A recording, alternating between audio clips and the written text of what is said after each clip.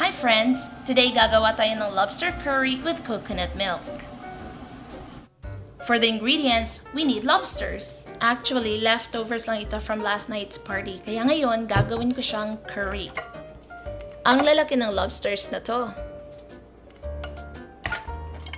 This time, I'm gonna twist off our lobster's body parts.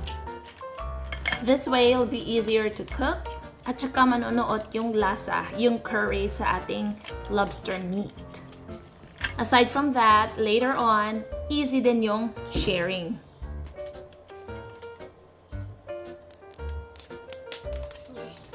Medyo mahirap kasi ang laki-laki niya.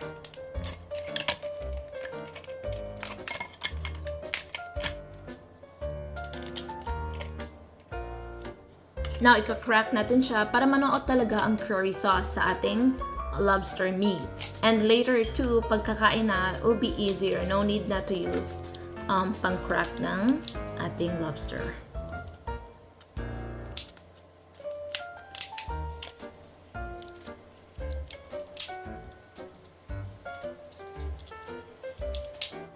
It's quite hard kasi ang lalaki talaga ng lobsters na to.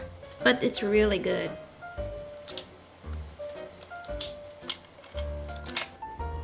And then of course, we need our curry paste. Then our coconut milk. We also need some peppers, onions, garlic, and our ginger. Ayan. And some fresh green onions.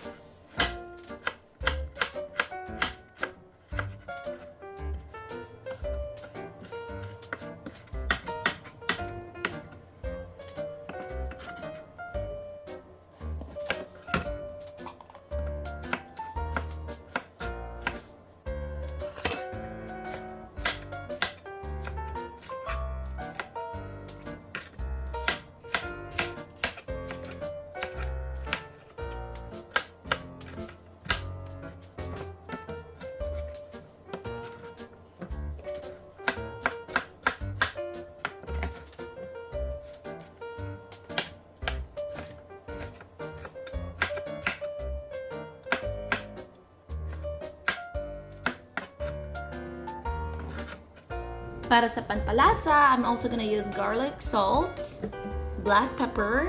It's almost empty na. And of course, sugar. I'm gonna add a little bit of sugar.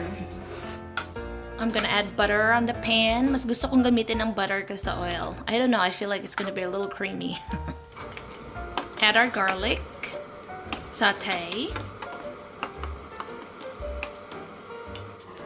Onions.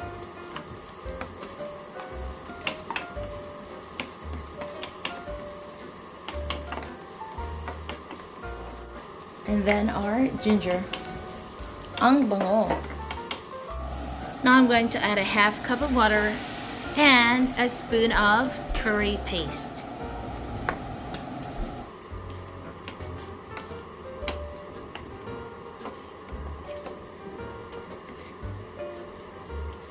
Now I'm adding ground black pepper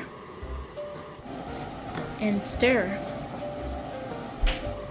Now I'm gonna add our red bell peppers.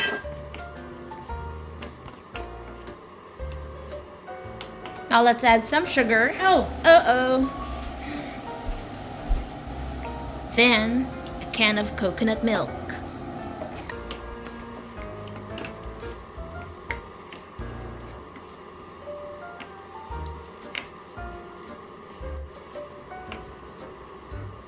Now let this simmer for 2 minutes.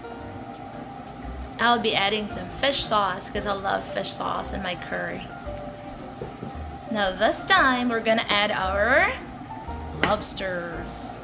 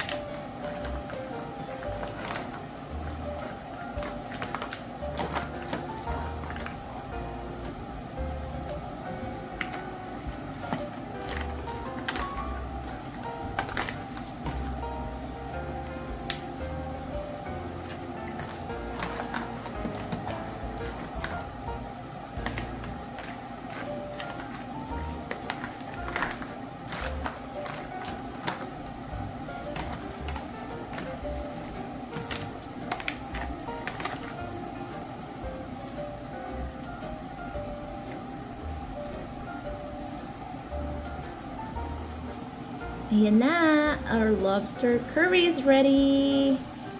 It smells so good and I hope it tastes even better. Thank you so much for watching, friends. Have a great day.